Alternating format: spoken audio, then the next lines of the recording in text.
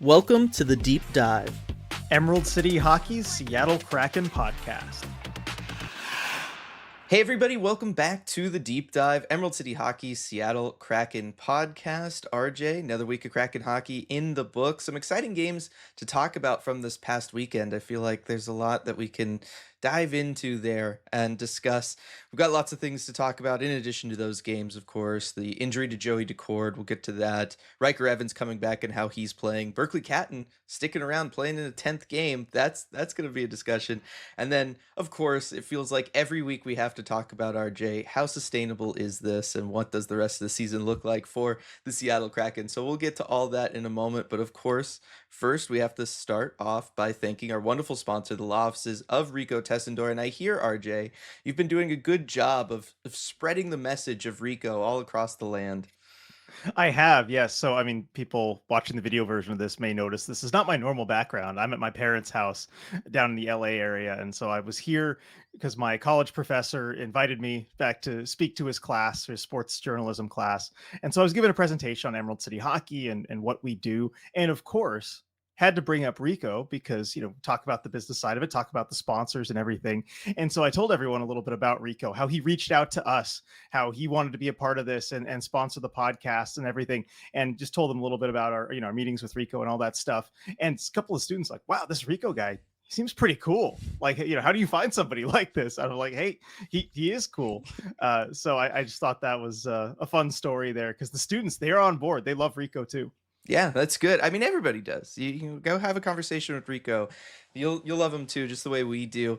It's good stuff. You didn't say to that student, like, did you not just listen to the lecture I gave? I said he reached out to us.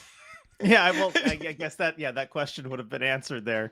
But it's more, yeah. What basically what were you doing? So this guy just reached out to you and wanted to be part of it. So, yeah, that's true. Like, question already answered. Yeah. Come on, man, get with the program. I guess that's how I should have responded. Yeah, exactly. While we hope none of you ever need his services, the odds say that at some point someone out there will be involved in an accident, whether on the road, at work, or anywhere in between. And when you are, we hope you call Rico at 425-778-9800 or visit his website, ricotessendor.com, to schedule a free consultation. He's won millions of dollars for his clients and helped thousands of people in the greater Seattle area. And as a fellow member of the ECH community, we know he'll help you too. Before we get to the Joey Daccord injury, RJ, we're going to just kind of kitchen sink our upcoming schedule of everything at everyone right here. First off is a reminder that tomorrow night will be post-game live after the game where the Kraken will be hosting Columbus Blue Jackets. Looking forward to that one. Both our boys in that game, Marchenko for me and Kent Johnson for you. Should we do a little bet to see who shows up less against the Kraken? Yeah, I feel good. I feel good about my odds. Yeah, I would too if I was on your side of that one. So that's going to happen tomorrow night, post-game live. Make sure to join us for that. And then I will hand it over to you, RJ, for our Patreon schedule. Yes, we got the November Patreon schedule finalized, and it all kicks off, Dylan, with your prospect chat on the 17th. That is Monday, November 17th, 7 p.m. For the prospect chat. Then the very next day, we have our live game commentary for the Kraken Red Wings game. That's Tuesday, November 18th. That is also a post-game live game. So we'll be doing the live commentary, then rolling right into post-game. And then finally, we have the Armchair GM stream. That's Tuesday, November 25th. So that's the Patreon schedule. And man, it's quite the 9 days of events, because between all that, we also have our watch party at Queen Anne Beer Hall on November 23rd for the game against the New York Islanders. So it's going to be a crazy week of stuff for us, but lots of chances for people to hang out with us, to talk with us. Hope you don't get tired of us by the end of it. Yeah, exactly. You can ask us any of the questions you have. I'm sure there's going to be lots of questions that we've been trying to answer on these pods, but the Kraken sure make it difficult with all the sustainability and everything. But I'm looking forward, especially to that watch party, being able to do that with everybody. It's been a minute since we've been able to do a big live event like that, and they're always just so much fun being able to see everybody, catch up in person, talk about all that stuff. It's always a good time. So definitely looking forward to that, as well as all the Patreon stuff, and of course the Red Glare podcast comes out every week over there at patreon.com/Emerald City Hockey, where you can learn about why one of us likes Kirill Marchenko and the other one likes Kent Johnson. Yeah, get all the background on those fun debates we've been having for years. Yes. All the picks where we both pick like a player or a team just to watch those teams race to the bottom instantly. It's good stuff. Yeah, sometimes those are lose-lose, I think. They really are. The Dubois line A thing also, Yep. sometimes there are no right answers. Yep. Yeah. The only people who don't lose are the patrons who get to listen to it because it is a good time. All right, RJ, Joey Decord has been placed on IRs, missed the games this weekend, is going to miss at least two more. What do we know, and how did this whole situation go down? Right. So we found out about it a couple days ago when the Kraken placed Joey Decord on injured reserve, announced that he was out with an upper body injury. And as far as how long he's out, we don't know exactly. We just know a minimum, basically. So when a player is placed on injured reserve, they have to be out at least 7 days. And so in the Kraken's case, that 7 days covers the 4 games. So it's the 2 of this weekend. So St. Louis, Dallas, and then the next 2 against Columbus and Winnipeg. So we know he's out at least that time. After that, who knows? So we don't know the severity of the injury. I mean, one of the things we'll try and figure out is tomorrow at morning skate, do we see him before skate? Is he on the ice? What's the next step for Joey Decord? We also don't know when the injury occurred or what exactly it is. There was nothing obvious, I think, in the last game he played against San Jose. He did get pulled from that game, but I think he would have gotten pulled anyway, just given the way the game was going, and it wasn't close. So don't know exactly what the injury is. It's upper body. Dylan, I guess we don't really have enough information to definitively say this, but my instinct is just to go with, well, was kind of predictable given how much they were playing Joey Decord. It felt like an injury was going to happen at some point with how much they were running him into the ground.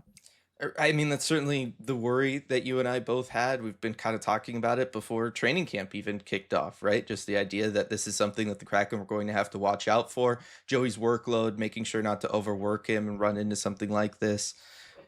It feels like that could be the case, right? And after that Sharks game too, he practiced the next day. Like you and I were That's there true. at Kraken Yeah. practice. He practiced. It was a full practice. Came off. He was in the locker room while we were doing media in there. Didn't seem off or notice anything unusual about what was going on with him. So, yeah, it's a tough one, but yeah, it does feel like we were going to run into something with Joey Decord, given how much the Kraken were using him. I mean, he's played.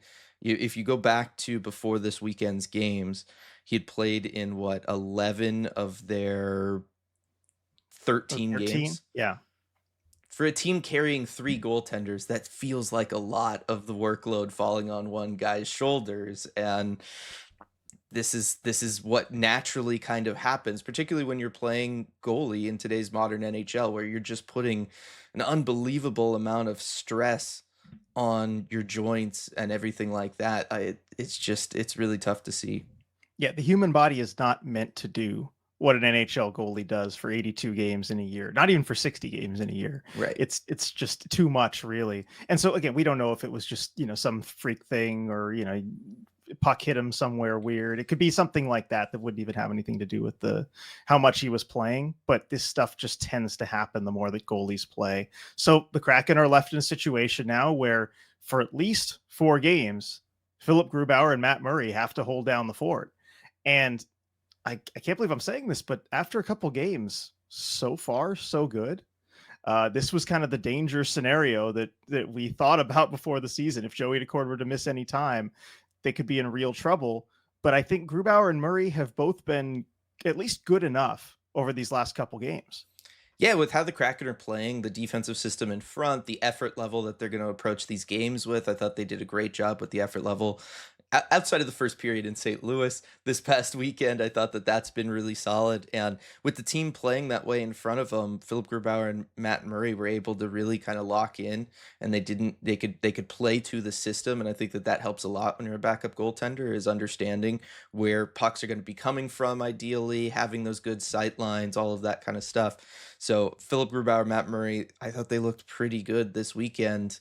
I mean, the natural discussion around them and to have now is, has one of them kind of separated themselves from the other and potentially put the Kraken in a spot where you don't need both of them once Joey returns from injury? Of course, you definitely need both of them right now. I'm still stuck on this. Like, I don't totally know that one has Are like you? definitively pulled away for me. I don't know. I mean, I missed a lot of the St. Louis game, so like I can't speak to Grubauer's performance in that one because I was at the Winterhawks game and up in Portland with everybody, but or down in Portland, I should say. I mean, Matt Murray has the quality starts. Philip Grubauer has no quality starts this year. Through his two starts, Matt Murray, both of his have been quality starts. I will say like it I don't know. I guess it probably feels a little better when Matt Murray's in the crease than with Philip Grubauer, but I don't know how much of that is residual from years past. Well, that's what I was going to say. I think Matt Murray has had the edge so far, at least in my estimation.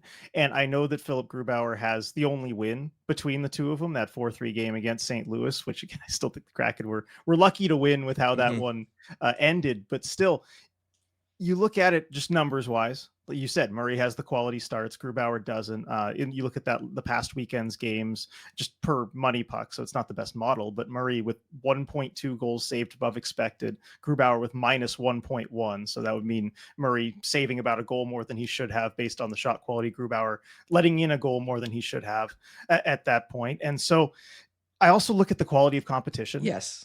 because one thing I've noticed the Kraken doing, and whether it's preseason, whether it's so far this season, even though it's a small sample size, is that Murray always gets the tougher assignments. Grubauer gets the easy games, Murray gets the hard games.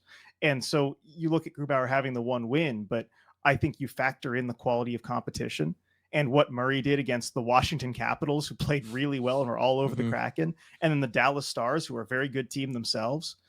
I think that to me, pretty clearly outweighs what Grubauer did against an Ottawa Senators team that looked pretty darn bad at the time, especially with that late goal he Yep. allowed. And then the St. Louis Blues, who are, maybe one of the two worst teams in the NHL right now. So not to take a whole lot away from Grubauer, but I think Murray, to me, has been clearly the better of the two.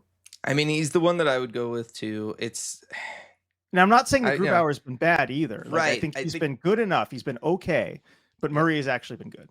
Yeah, that's where I think part of it lies with me and why I didn't want to just go jump straight onto the Matt Murray bandwagon is because it does feel like we are seeing a better Grubauer than what we've seen the last 2 years. Like he does definitively look better than he has looked in the past, but also, I mean, he was at times the worst goalie in the NHL in the past. So like looking better, it was a low bar there. I'm with you. The strength of competition makes a whole lot of difference. I look at last night's game against the Dallas Stars, and I look at a lot of the big moment saves that Matt Murray was able to make. I mean, he had you in a game against Dallas, second half of a back to back. Casey DeSmith was doing his thing at the other end of the ice too. Like this was a real goalie battle in that game. Both guys stepping up huge, and Matt Murray just kind of lost. That battle against Casey DeSmith, but only barely. And I think part of it is also when you're watching them, because they play different styles, right? Philip Grubauer always generally looks pretty calm and collected. There's not the kind of crazy scrambles in the crease from him. We've talked about this forever. He's a very calculated goalie. Positioning is very big for him, all of that kind of stuff. And while his size means that pucks can get by him when he has that positioning, I just don't think of, at least this season, obviously in years past things have been different, but this season I don't think of the mad scramble type stuff with him. He feels like he's just kind of in position in the crease all the time. Where with Matt Murray, it looks like it's a little by the seat of his pants sometimes when he's in the crease. And so when you're like thinking, okay, which backup goaltender instills more confidence in you, I think there's an element of just their style of play kind of warping how you feel about that because Philip Grubauer looks like the guy who has it together and Matt Murray looks like the guy who is just having to react all the time. But the bottom line is Matt Murray's the one making the saves and he's making the saves against tougher teams. And that is at the end of the day what matters more. Yeah, I agree. I think that's kind of what it comes down to. I mean, even with Grubauer too, I think of the third goal that St. Louis scored in that game, and things were getting a little hectic there as well. So it's not always calm all the time. No, it's not. And again, I did not see the second two periods of that game. I'm just going based off of the other ones. It's always like when things get by Matt Murray, it's because things are crazy around Yeah, him. With Philip Grubauer, a lot of times the issue over the last couple seasons and has been an issue this year too is the leaky goals, yeah. right? The He is shot's clean. right. The shot's clean and it just beats him, and then that's more of a problem there. But yeah, as of now, they're doing well enough. Again, so much of this I think is because the team is playing so well. Lane Lambert's got them playing so well. Love the, adjustments they made from period 1 to period 2 in that St. Louis game, all of those things. And I feel like right now, kind of regardless who's in the crease, the team's, giving them a chance to win. Even though it Yeah. should be the other way around, but it feels like that's the I know, way it right? is right now. Yeah, you hope the goalie gives you a chance to win, but right now you're giving the goalie a chance to win the game, which is interesting way to look at it. Yeah, yeah, just a little bit different. So that's Joey on the injury front. But then we got somebody back from injury this weekend, RJ, and that is, of course, Riker Evans. Yeah, so some good news on the injury front. Riker Evans returning to the lineup for the game on Saturday against the St. Louis Blues. He played both halves of the back-to-back. And I mean, to me, he looks all good. Looks like he's back. He looks like Riker Evans. And so that's good to see. I don't really see a whole lot of injury related rust on him. He's just doing his thing. So that's really nice. He's sliding into the lineup on the third pair with Jamie Alexiak kind of going into Mahura's spot there. And I thought he looks good there. I thought he looked good there. It wasn't it plays very different than Josh Mahura. Yeah. Like, he's a very different presence on the ice. Of course, he scores a goal in his first game back against St. Louis. I think it was a pretty soft goal allowed by Joel Hofer. I mean, Evans just kind of flings it on net, but you want your defenseman taking shots, and you miss 100% of the shots you don't take. So I don't know about you, but I've liked what I've seen from Evans since coming back. From what I saw in the St. Louis game, and then kind of going back and like looking at the highlights and stuff from later, I really liked the St. Louis game. I thought that there were some times in the Dallas game where I kind of wish Josh Mahura was in there, but I don't know how much of that is you come back from being out for weeks and then you're thrown into back-to-back situation, right? How much of that is just it's a little tough to be playing that second night in a row. And, look, Dallas is a team that can put a lot of offensive pressure against you, and that's always kind of difficult. And we've seen Riker struggle at times with that in the past. But yeah, I think for the most part, Riker Evans looks back. It looks like he's able to add a lot to this lineup. I mean, this team is I don't want to say only successful, but the only times we've seen them have success so far has been when they've been able to efficiently break the puck out of their own zone, start applying their own pressure against the other team, try to flip momentum that way. Riker Evans gives you the ability to do that with that third pairing in a way that Josh Mahura at times could, but Riker Evans gives you that opportunity like every time. And I think that that's kind of the big thing and the big difference between them. And even if Josh Mahura is, say, strictly better defensively than Riker Evans is, I think Riker Evans' ability to make those long stretch passes to get the puck out of the zone more consistently is really actually more important for this team and the way that they need to play and the way that they need to keep pressure on other teams to keep from kind of collapsing the way that we've seen in the few times that they've lost in regulation. And so I think having Riker Evans as a third option out there, so you have Vince Dunn on the top pair, you have Brandon Montour second pair, Riker Evans third pair, you always are going to have somebody out there on the ice that's capable of allowing this team to play the way that they need to play to win games. Yeah, and that's one thing I'm glad to see with Riker Evans returning is that having a puck mover on every D pair seems to be working out. Because Dylan, the two of us were just talking kind of privately before Evans returned, and we were wondering to ourselves, right? Is he going to be a fit? Because we like what Josh Mahura has brought to this team. And so going with somebody who's a bit more of a puck mover, maybe that disrupts what they're trying to do defensively a little bit. Is he going to be a fit for this scheme? And I think through two games, I can see the vision of where he might fit. That said, you mentioned you missed Josh Mahura a little bit in that game against Dallas. I missed him too, but I wasn't thinking about, man, he should be in Riker Evans' spot. Evans should be out for Mahura. There was another defenseman I was thinking about, and that was Ryan Lindgren, because I thought Lindgren looked a little rough in that game, certainly on the eventual game-winning goal from Tyler Seguin, where Lindgren just plays the puck instead of the body, and that's just kind of basic stuff as a defenseman, where you always want to play the body, especially if you're a defensive guy. That's a mistake I might expect from Riker Evans, young puck mover type of guy, but it's not what I'd expect from Ryan Lindgren. And unfortunately, I think this is a conversation that we ought to have about Ryan Lindgren and his play so far this season, because to my eye, I think he's been the worst defenseman for the Kraken out of the regular rotation. And if it was up to me, I might try sitting him for a game or two to see what it looks like with Josh Mahura in the lineup instead. Yeah, I would agree with that. I mean, you and I have kind of talked about him up on the press bridge and stuff kind of throughout the year. I know there's been lots of conversations on the Discord from people and stuff, and Ryan Lindgren, there are things that he does really well, and it's nice to see somebody on the Kraken do them. You know, when he does take the body, he takes the body, and it is tough to get around him. He is a very strong individual, and he can really shut things down there.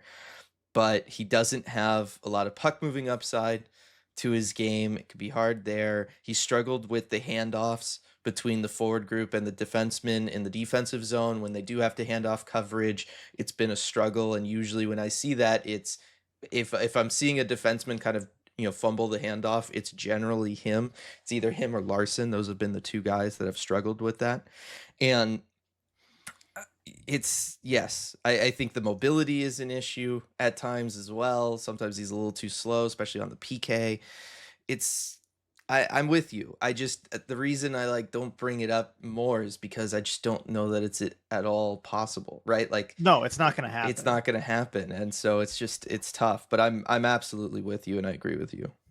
Yeah. So, and just looking at the numbers too, I do wonder also, I'd just love to see it for a game or two, what Brandon Montour would look like away from Ryan Lindgren, because as you look, especially, dive into the numbers of like shot quality, the shot attempts, things like that, it's pretty clear that that pair is being held together by Brandon Montour, and he's just dragging Ryan Lindgren to some decent numbers Hmm. sometimes.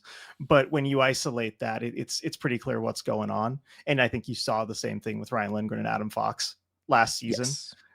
And so I think we are seeing that a little bit with the Lindgren Montour pairing, because man, Brandon Montour has looked amazing. Like he Yeah. is excellent, but I do think he's being dragged down by his D partner a little bit.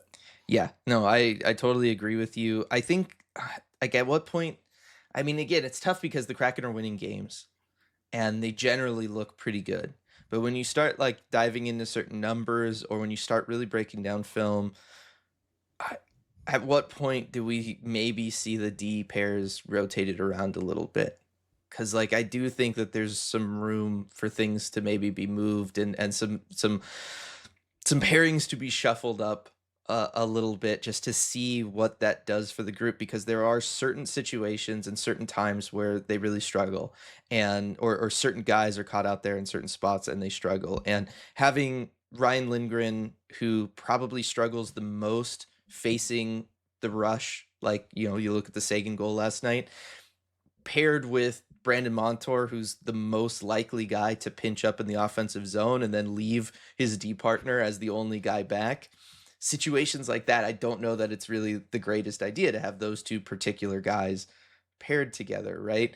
Like, I do wonder if at some point we maybe see Lane Lambert look at those I mean, again, it probably would take a losing streak of some kind, but I look at it and I go, there's certain situations where I just don't know some of these guys actually fit together that well. I know it's been these D pairs have basically existed forever. Certainly, like Lars Vince Dunn, I genuinely think they should be broken up a little bit right now.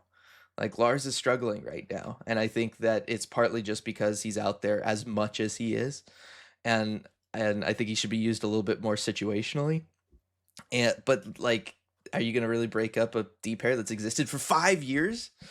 Yeah, no, that D pair just feels sacred at this point. Like you can't touch it. I mean, I think they should look into that too, but I can't imagine that happening.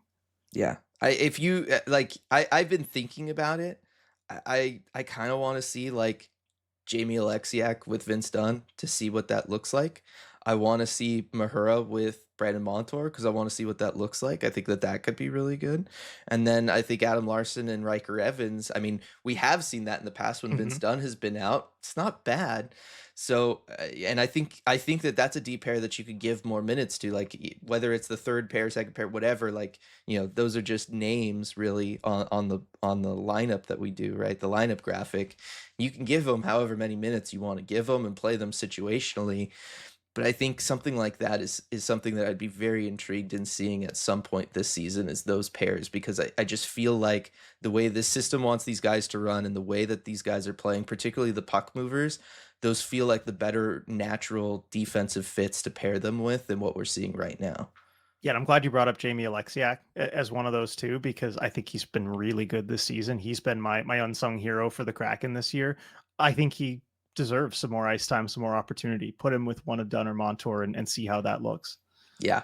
So that's what I would do there defensively. There you go. That we weren't expecting to go all the way there and talk Yeah. about that, but well, we did. Berkeley Cat and RJ has played his 10th game, and that is very significant because it means that the Kraken have now burned the first year of his entry level contract. He will only have 2 years left on that deal after this one now instead of 3. I will let you kind of explain more of the details around that and also what this potentially means now.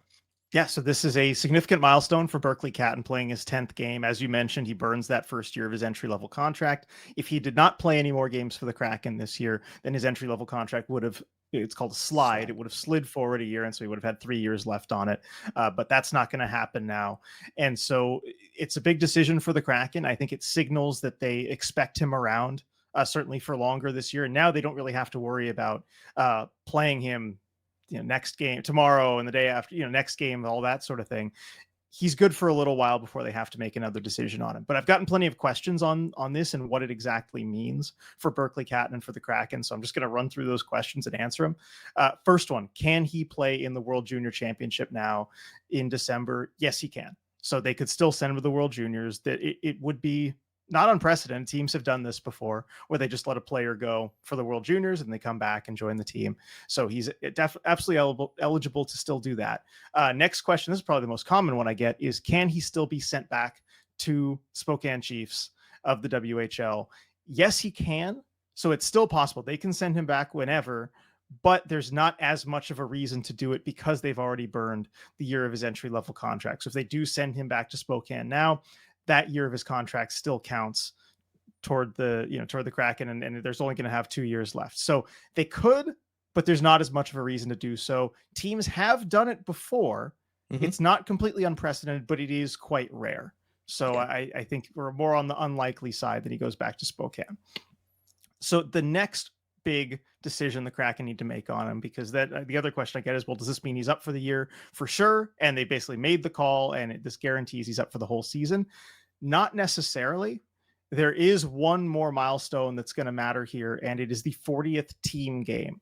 So if Berkeley Catton is on the roster for 40 games for the team, and it's not 40 games he plays, it's just the team's 40th game of the year. So in this case, that would be January 5th at Calgary. So if he stays on the roster through January 5th against Calgary, then he has a year count toward arbitration and toward becoming an unrestricted free agent. And so this is one that Elliot Friedman talked about this on the 32 Thoughts podcast, about how teams are maybe more concerned about this rather than the 10 games in the ELC slide, because this really does matter as far as when you're going to have to pay the player.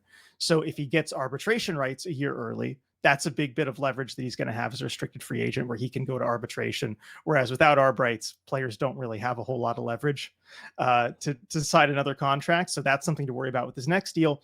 And the big one is unrestricted free agency, because when a player hits UFA, then they have all the leverage, right? They're free to sign with any team. And so the point where a player hits UFA is very important for the Kraken down the road with Berkeley Catton. And so that's the next decision they're going to have to make. Do they want to keep him around past that 40th team game? And I think the Kraken probably haven't made that decision yet. I think they want to see how Berkeley Catton does. I think if they send him to the World Juniors, they maybe want to see how he does there. I think they want to see where the team is at by that time that rolls around in January 5th and see, are we competitive? Can we give him the ice time he needs? All the stuff that we've talked about already, as far as how to develop him or not. But that's the next decision that they're going to have to make. And so at that point, that's probably the most likely time he would be sent back down to Spokane, if he would. I think it's still unlikely, but at that point they could send him back to Spokane prior to that, and then he wouldn't have a year counting towards arbitration and UFA. Right. It does feel like they are committed to him at this point, right? And not just because like they kept him for the 10th game and everything there, but it does genuinely feel like Lane Lambert is trying to find a permanent spot for him in the lineup somewhere and trying to work him into situations. That being said, it's been a lot more difficult since Kaapo Kakko came back. The lineup kind of got shuffled. You look at his first 5 games for Berkeley Catton. He has, of course, the 3 assists, but he was averaging 14.52 of ice time during those first 5 games. In the last 5 games, he has 0 points, and he's averaging 10.29 of ice time. And we've seen a couple games now, including last night, where it's under 9 minutes that he's getting out there. And so it's one of those where I think Lane Lambert is still trying to figure out kind of where he fits in the lineup.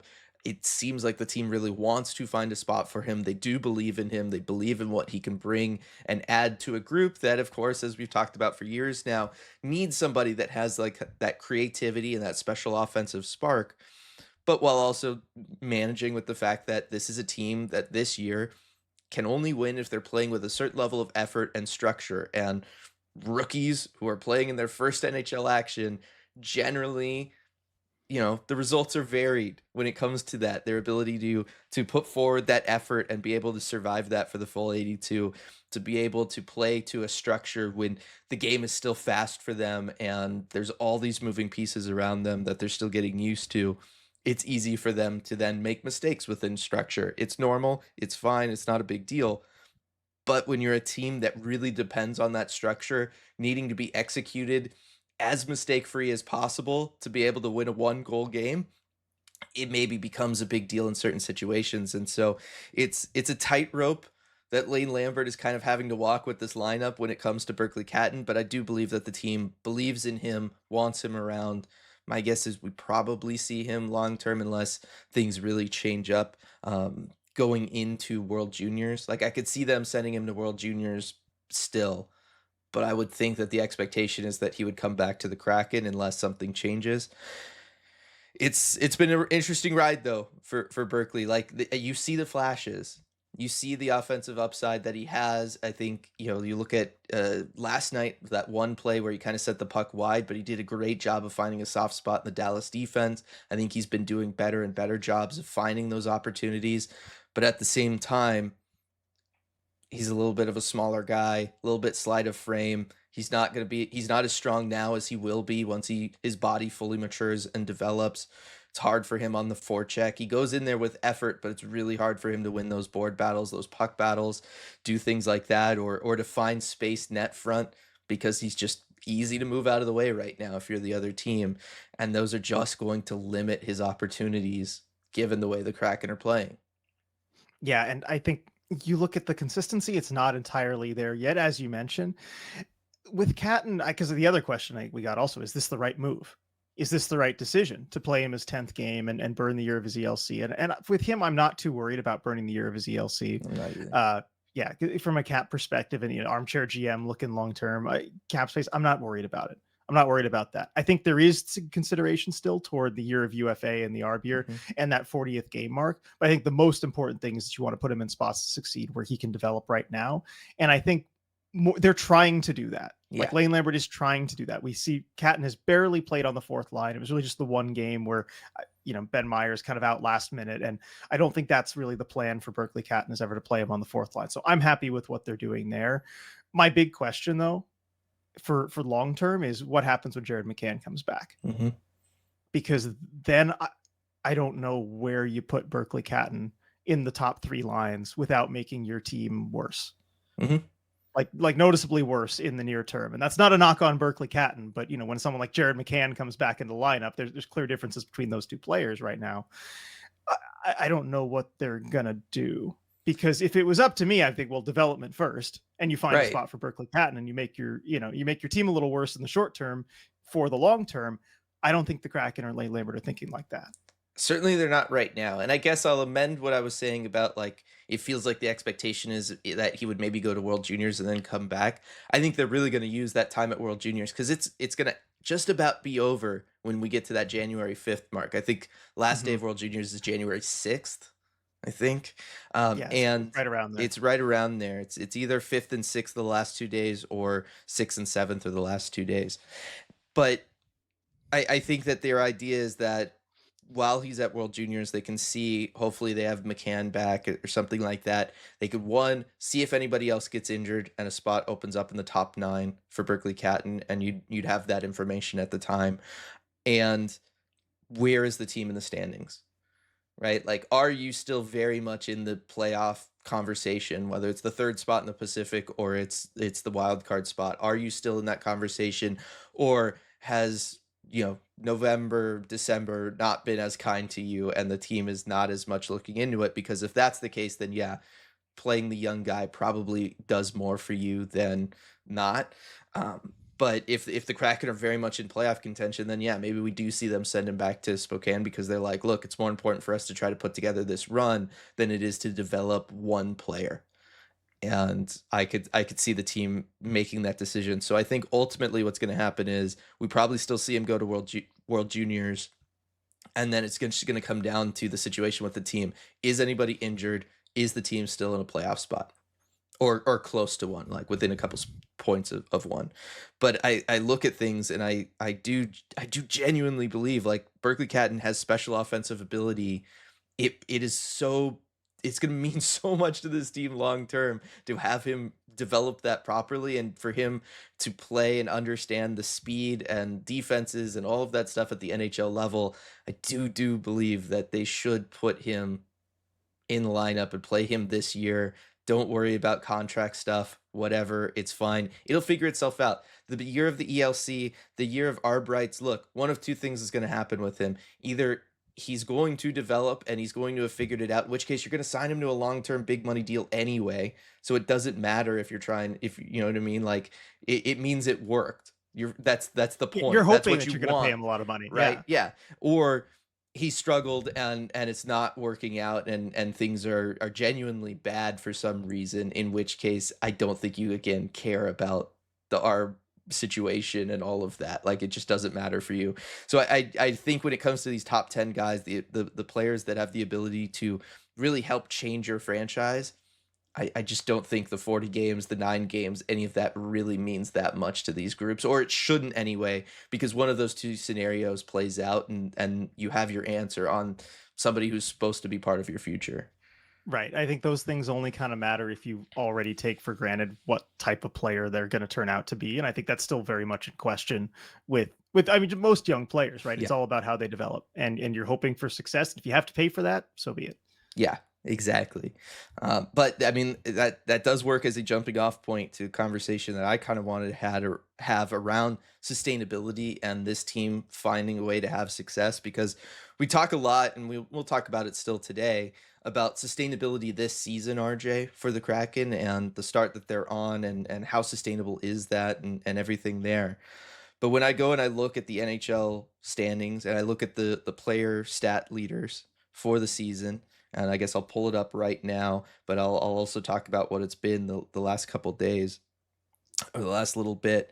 But if you go and you just pull up the points leaders, or really what I did was I went back going into the Thursday night games, I pulled up the points leaders.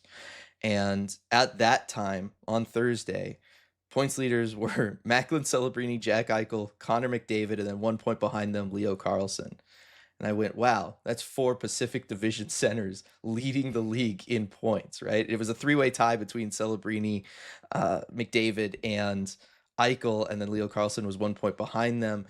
You go out and you expand out, or you look over the last couple days. Nathan MacKinnon surged because of the last couple games for Colorado. Connor Bedard has entered that conversation because the playmaking side of his game is very much coming together. Kaprizov, Mark Scheifele, like these guys are all up there and in the top 10 when it comes to points in the National Hockey League. That's your division, and that's the Western Conference, and those are those teams' franchise players. And they are still relatively young. I mean, the old man of this group is Nathan MacKinnon at 30 years old, which is kind of crazy to think about. But specifically when you look at the Pacific Division and you're looking at Leo Carlsson, Macklin Celebrini, Jack Eichel, Connor McDavid, this is what the Kraken have to deal with, not just this year, but for the next decade, right? There's probably a good 5 to 7 years of McDavid and Eichel being at this level. And then when you're talking about Celebrini and Leo Carlsson, you're talking about potentially 15 years in your division that you're going to have to deal with those guys. And they're already leading the league in scoring. And they're like 20 years old. And that's something that the Kraken are going to have to reckon with at some point, because you look at the Kraken and their leading scorers are 2 guys that are 33 and up in Jaden Schwartz and Jordan Eberle, and Matty Beniers, you know, And on expiring deals, by and the on way. expiring deals too. And you look at Matty Beniers, at the main guy for their young core, 2nd overall pick, like, you know, Leo Carlsson. And going into that Thursday when those guys were at the top of the league, Matty Beniers was tied for 151st in the league. And so I think, again, long term, we can talk about this year and the sustainability of the Lane Lambert system and pushing the defense first and playing, to the system and grinding out one goal victories and special teams importance, all of that. But long term, I think that this really does show that for the Seattle Kraken, they have to prioritize the development of their young players, of these guys that they're drafting in the top 10, Matty Beniers, Shane Wright, Berkeley Cat, and eventually Jake O'Brien, because that is just what drives teams.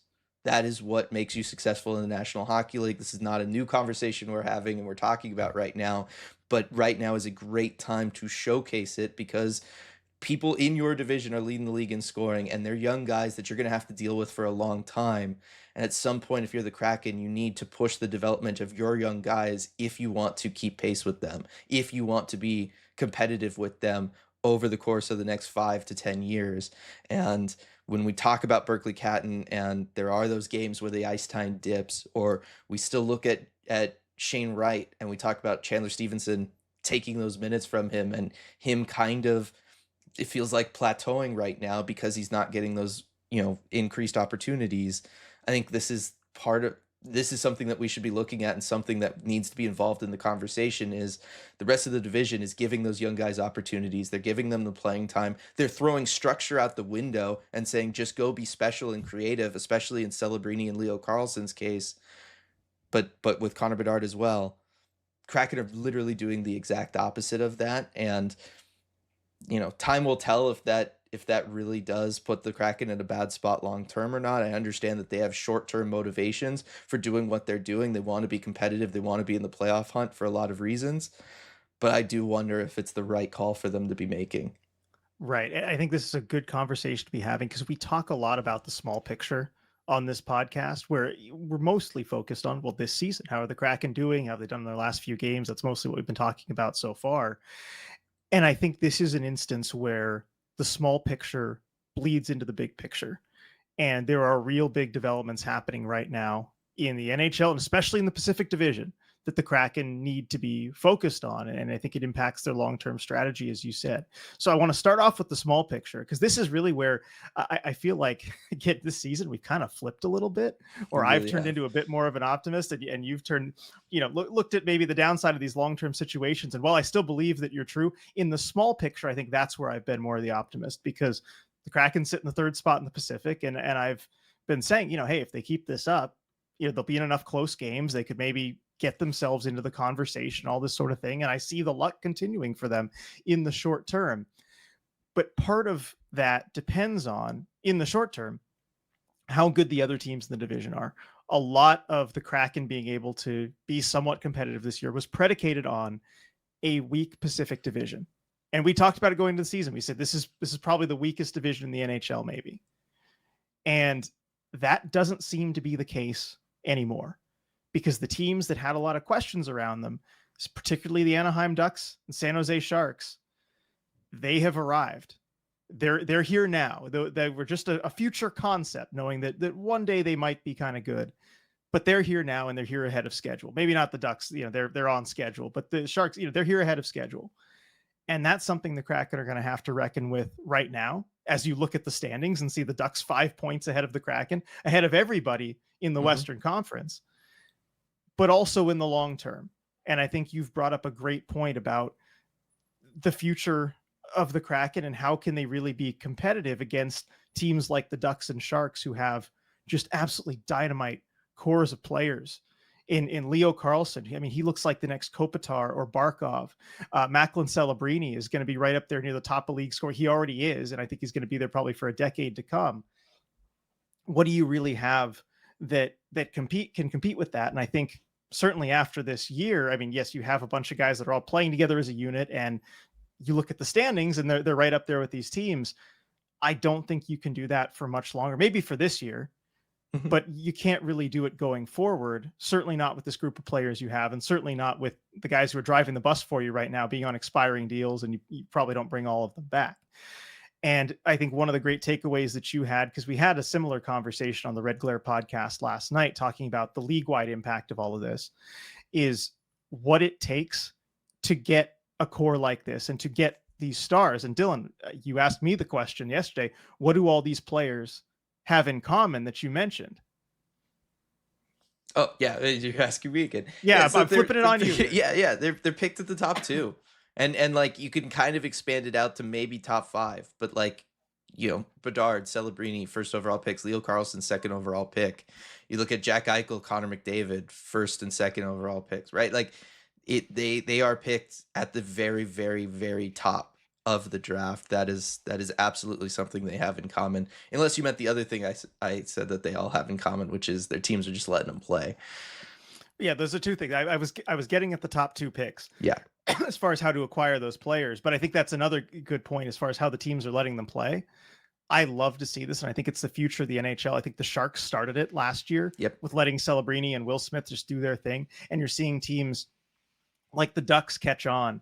Even an old school coach like Joel Quenneville catching on to this. You're seeing the Blackhawks catch on and letting Connor Bedard, it's not in the division, but Connor Bedard's able to kind of be creative and do whatever he's able to do and become more of a playmaker as well. Like his game has evolved with how wide open the Blackhawks play. And I think that's a great way to develop your young players, and it lets them learn, okay, what happens in the game, what can you get away with, what you get away with. And the only way to really learn that is by testing those boundaries and seeing, okay, let's try this. Is this going to work at the NHL level? And you might be surprised. Some things might actually work that you wouldn't think that, oh, I got away with this in junior. Maybe I can get away with this at the NHL level. And you become that kind of player, but you also learn what you can't get away with. And as you mentioned, the Kraken are doing the absolute opposite with their players. And I think of, look, Matty Beniers, I think he's what he is. I know you mentioned him because he's the second overall pick and as like the top guy of the group. We know he's one of the best defensive centers in the NHL. Can't really score at a high clip, but we just know what he is. And he's still a very useful player. I think he's kind of not done developing, but I think we kind of know what he's going to be. Mm-hmm. Shane Wright, though, I think he could develop into a near point per game player. He could also be something less than that. We don't really know. And I've talked about it plenty this season. The Kraken aren't really giving him the opportunity, to even have the ice time and the chance to develop into that and get the minutes that I think you need because he's playing as the team's 3C, but also he's in this Lane Lambert structure, which he can play well. Yeah. And he takes very seriously.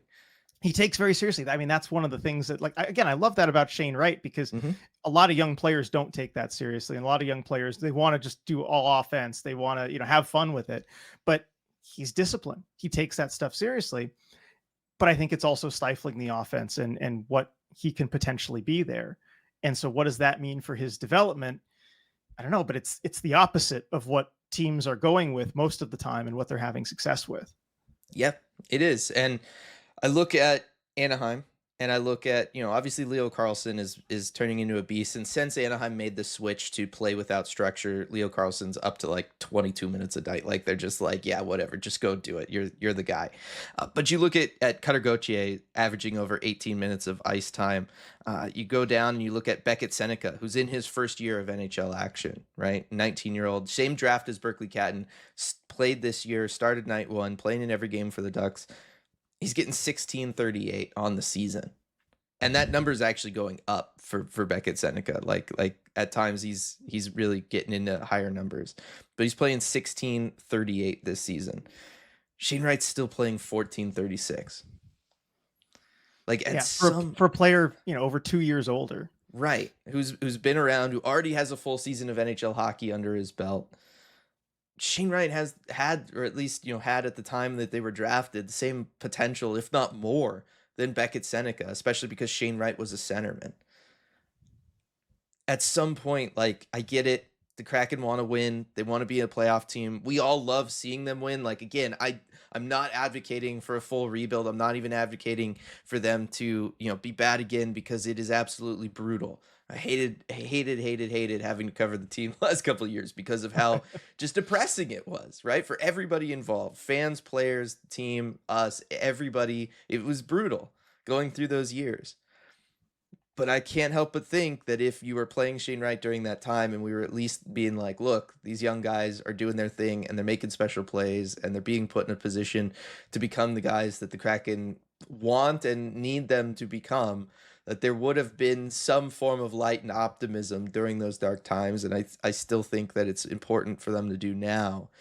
And it it's bothering me more now than it even was last year. Because last year you were the Shane Wright ice time guy, right? Like Yeah. that was your thing that you were pushing. And for good reason. Like the season was lost. They absolutely should have been doing it. I'm not saying like, you know, your reasoning was wrong for it. But I think we're seeing additional reasoning now, and that is that the NHL has learned that players are coming into the league more ready than ever. They are faster and more skilled than ever. They've been working out and basically treating their bodies like professional athletes for years by the time they get to the NHL draft. They've had personal skill coaches for years before they get to the NHL draft. They've had nutritionists. They've had full teams supporting them before they get to the NHL draft at this point. These guys are, from a speed and skill standpoint, ready to hit the ground running. And not just the first and second picks, but guys even below that are ready to hit the league running. The only thing, and this will be true forever because there's no real way of doing it, is going to be the strength thing, right? It is, you are just a stronger individual when you're 25 than you are when you're 18. It's just true. It's biology. But I think these teams are recognizing, and we're seeing that shift, that, you know what, let them learn their lessons while they're on their ELC kind of thing. Let them build confidence. Let them really understand what they can and can't do at the NHL level. Then we will apply structure. Then we will focus on being better teams. I talked about it last night on the Red Glare. I mean, we talked about all this on the Red Glare last night. And you can let these guys develop and say, you know, figure out ways of doing your thing. None of these teams could win a playoff series right now the way they're playing. The structure is not there. They would get just crushed by anybody playing playoff style hockey, but they're not playing in the playoffs. This is the regular season. You need to focus on letting them develop, build their skill set out, let them understand the league, let them understand the pace of play, let them build confidence first and foremost. Let them learn how to become players that get you to the playoffs first. Then you can worry about them learning what it takes to win in the postseason. I think that's a very appropriate and natural progression for these guys to take. These teams are doing it, and the Kraken aren't. And it's kind of tough to watch right now because you're watching these guys, and these teams are having kind of roughly the same success. Like Anaheim's having more success than the Kraken right now. San Jose's coming back. They're looking good. Like they're not having, like their overall team success is not that much worse than the Kraken. They're 1 point back of the Kraken with one more game played, but that's despite losing their first 6 games of the season. 6 or 7, yeah. Like it was crazy. So I think that it's not even that harmful for your team in the regular season if you let your young guys just go out there and figure it out and have them drive the bus, because they're the future of your franchise. And the Kraken just aren't. And again, I don't think the roster would be nearly as successful if they played the way the Sharks and the Ducks are playing, because they don't have as many of those young skill guys. Right. But when I'm watching Berkly Catton now, and I'm seeing things like last night where he gets under 9 minutes of ice time, I'm worried that the same thing you've kind of been doing to Shane Wright is going to happen to Berkly Catton. I'm worried about the center logjam that you have when it comes to Jake O'Brien, who's playing at 2.5 points per game right now in the OHL and absolutely crushing that league and making it look like it's well below his level, just like, I mean, in some ways, even more so than Berkly Catton was last year. And I just go, I don't, it's not that I don't trust, but I don't think the Kraken are set up right now to really let these guys develop and become the potential superstars in the league the way that Anaheim is with their guys, and San Jose is, and Chicago is, and all of these other teams in the conference and especially in the division. Yeah, and you look at the situation for, say, Jake O'Brien. I mean, thankfully, he should be able to play in the AHL next year, and that should help. But when it does come time for him to be on the NHL roster, like, is he going to play behind, say, a Chandler Stevenson, who will still be around at that time? Is he going to continue to block him the way that he's blocked Shane Wright? I mean, even Matty Beniers. Is Shane Wright going to block Jake O'Brien from even getting Shane Wright minutes right now? Well, exactly. That's the thing I was going to say, is Matty Beniers and Shane Wright, are they going to block him from that? Then you start to have to ask those questions. And so I really do wonder about it. And also just systems wise, like, is he going to be allowed the freedom to play the offensive game that he's certainly playing in juniors right now, if Lane Lambert's still the coach and if the Kraken are trying to lean into the strengths of their veteran core, the Schwartzes, the Eberleys, the guys who can play that structured 200-foot game. Is that even going to be a possibility? And so I don't want to linger on the past too much, because I definitely have the temptation to go back and be like, well, last season, why weren't you letting these guys play and be more freewheeling? Yeah. And also, if it's really the difference in drafting like top 2 versus number 8, because then I think that's part of it too. Is Berkeley Catton, does he even have that potential? Because he's an 8th overall pick, and usually players that are going to be superstars don't make it to the 8th overall pick. If you're going to go through all the pain we went through the last 2 years, of watching this team, why weren't they a little worse so they could, get those players at the top of the draft? But I don't want to linger on that. I want to talk about the future and where the Kraken kind of have to go from here, because I think ultimately you have to get star players. It's the basis of everything we've been talking about. Mm-hmm. And just on the armchair GM side of things, and I'll talk about that later this month, but the Kraken are kind of locking themselves into this path. And there is a path. Like last armchair GM stream, I talked about it. I wanted to end this on an optimistic note, because weirdly I'm optimistic, RJ, this season. I don't know why. It probably doesn't suit me, but this is where I am. But the Kraken have kind of locked themselves into this path where they have no other choice. They need to acquire a difference maker via free agency or via trade, because they have made that decision. They're not going to be bad enough to draft a player top 2. I think they've made that choice already. And so you can't acquire that player via draft. You're going to have, and maybe you can develop Catton or Jake O'Brien into that, but it seems like they're not really intent on doing that either. It might happen, but it would happen by accident. So that only leaves acquiring a difference maker via trade or free agency, which is possible. I mean, you talked about all those guys you mentioned. One of them, Jack Eichel. Mm-hmm. Yeah, he's a top 2 pick for sure, but he's not on the team that drafted him. Mm-hmm. And so there are ways to do that. You can acquire difference makers. The Stars acquired Mikko Rantanen. These players do move sometimes, but the Kraken have locked themselves in. That's the only path forward I see for them to be a serious team. They need to acquire a difference maker that way, and they're not going to really be a serious team that can contend with the Anaheims, the San Jose's, the Vegases, the Edmontons of this division until they do that. Good news is they have all the cap space you could possibly need and assets to do it this offseason. But this is on Botterill. He has to find a way to do it. Yeah, I'll push back a little bit on that, because I don't totally agree with that. And that is good pessimistic RJ stuff right there. Well, the optimistic side is that they have all the tools. I was getting there, that they have all the tools to do it. I think that you have somebody in Shane Wright who, in normal circumstances, would have been like a top 2 pick. There was obviously all the COVID stuff, and I think that affected things. I think Shane Wright has that potential. I think when you're looking at the numbers that Jake O'Brien can put up, and really you look at why Jake O'Brien fell to 8, it's because there's just like zero defensive game there, right? Yeah. But I look at and I say, well, you have Matty, who's basically the exact opposite, who is all defense and no offense. And I think that if you paired those 2 guys as your top 2 centers, you probably find a way to work with them, doing that. I look at Shane Wright, and I think that potential player is still in there, but you have to let it out, and you have to put him in a spot to find it and develop it. And I think that that's been the issue. But I think that this can still work with top 10 picks. Like, it doesn't have to definitively be a top 2 guy. I think it can work with top 10 picks. I think the Kraken have enough of the pieces for it to work. It's just they have to make the conscious decision to try to make it work, and that is what they're lacking right now. The optimistic side of me looks at next year and says, well, maybe next year is the time, because you have so many expiring deals. You're going to have all that cap space. It should, in theory, open things up. I mean, what complicates it a little bit is the center problem, right? The one guy that's not on an expiring deal that's messing with some of this is Chandler Stevenson. At some point, you're going to have to say, and have a coach that's comfortable saying, we're going to force Shane Wright to become the guy that he can become. We're not going to just keep relying on Chandler Stevenson to do that. That,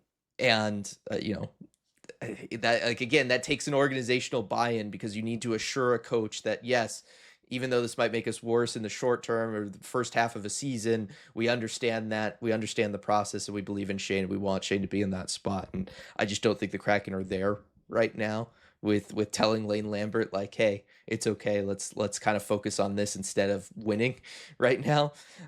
So I think that that's different. But I look at next year and I say, like, there's no reason Berkeley Catton shouldn't be a first line winger next year.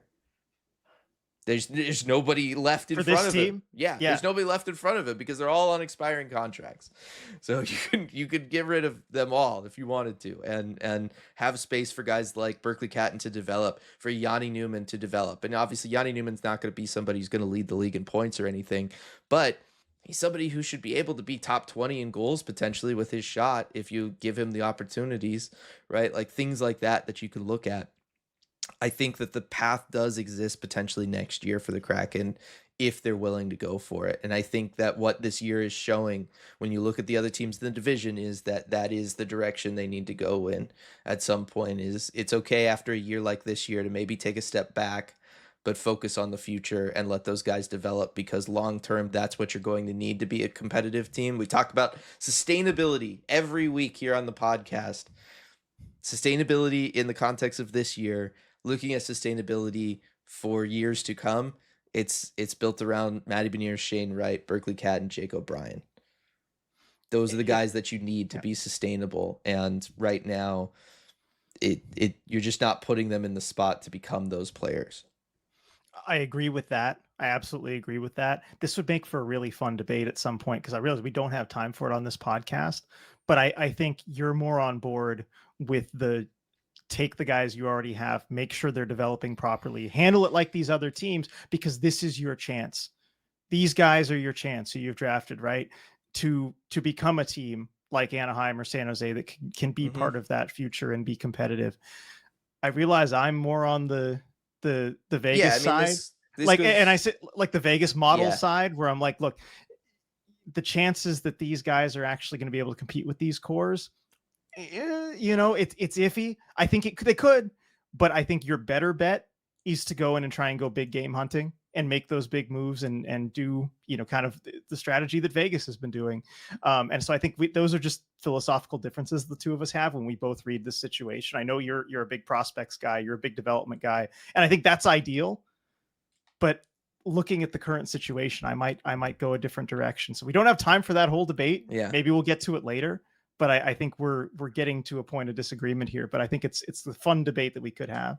Yeah, I mean, again, I'm trying to find if in the context of sustainability, seems more sustainable to try to develop a core you already have than to try to piece one together and then somehow do the juggling act that Vegas has been able to do for years, right?